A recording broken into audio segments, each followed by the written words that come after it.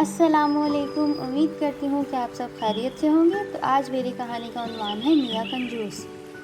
نائمہ راز یہ کہتی ہیں کہ جب گیدڑ کی شامت آتی ہے تو وہ شہر کا رخ کرتا ہے، مگر جب میاں کنجوس کی شامت آئی تو ان کی بیوی نے ان سے آموں کی فرمائش کر دی۔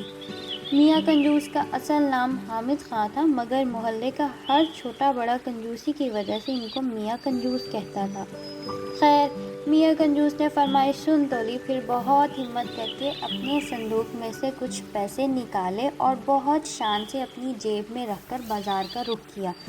سب سے پہلے ایک آم والے کے پاس پہنچے اور دام معلوم کیا تو پتہ چلا 150 روپے کلو۔ یہ سنتے ہی میاں کنجوس کانوں کا ہاتھ لگاتے ہوئے بولے، ارے بھائی، اتنے مہنگے، کچھ تو کم کرو۔ یہ سن کر آم والے نے جواب دیا، اس سے سستے لینے ہیں تو آگے جاؤ۔ میاں کنجوس فوراً آگے ہو لیے۔ آگے چل کر دام دریافت کرنے پر معلوم ہوا کہ آم 150 روپے کلو ہی ہیں۔ دام سن کر کنجوس میاں برا سا منہ بنا کر اس سے بولے، خدا کا خوف کرو، اتنے مہنگے آم بیچتے ہو، اتنا عمدہ مال سستا نہیں ملے گا۔ آم والے نے کہا۔ اب میاں کنجوس ایک اور آم والے کے پاس پہنچے۔ آموں کی حالت قابل دید تھی، پچکے، گلے سڑے، جن سے رس بہہ رہا تھا۔ ہزاروں کی تعداد میں مکھیاں بھن رہی تھیں۔ میاں کنجوس نے پوچھا، بھائی، آم کیا کلو دیے ہیں؟ آم والے نے جواب دیا، سب سے سستا لگایا ہے، صرف 80 روپے کلو۔ میاں کنجوس غصے سے جھنجھلائے اور بولے، اتنے خراب آم 80 روپے کلو؟ آم والے نے کہا، بابو جی، اس سے سستا آم کہیں نہیں ملے گا۔ ہاں، آپ کو مفت چاہیے تو وہ سامنے کنویں پر آم کا درخت لگا ہے، وہاں سے توڑ لو۔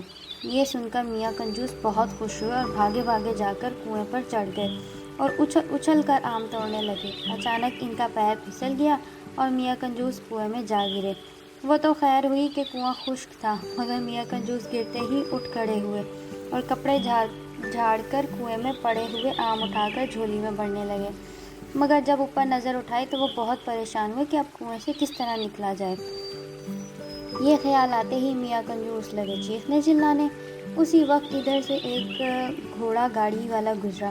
اس نے جب یہ آوازیں سنی اور میاں کنجوس کو کنویں میں دیکھا تو اسے رحم آ گیا اور اس نے اپنی گھوڑا گاڑی کا رسا نکالا اور کنویں کے اندر لٹکا کر اوپر سے رسا مضبوطی سے پکڑ لیا اور کہا کہ رسا پکڑ کر آ جائیں۔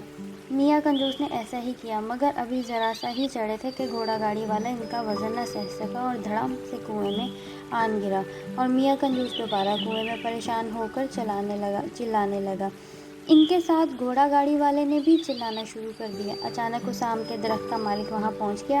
اس نے دیکھا اور حیران ہو کر پوچھا کہ تم دونوں کنویں میں کیا کر رہے ہو؟ تب میاں کنجوس نے تمام بات اس آموں کے مالک کو بتائی۔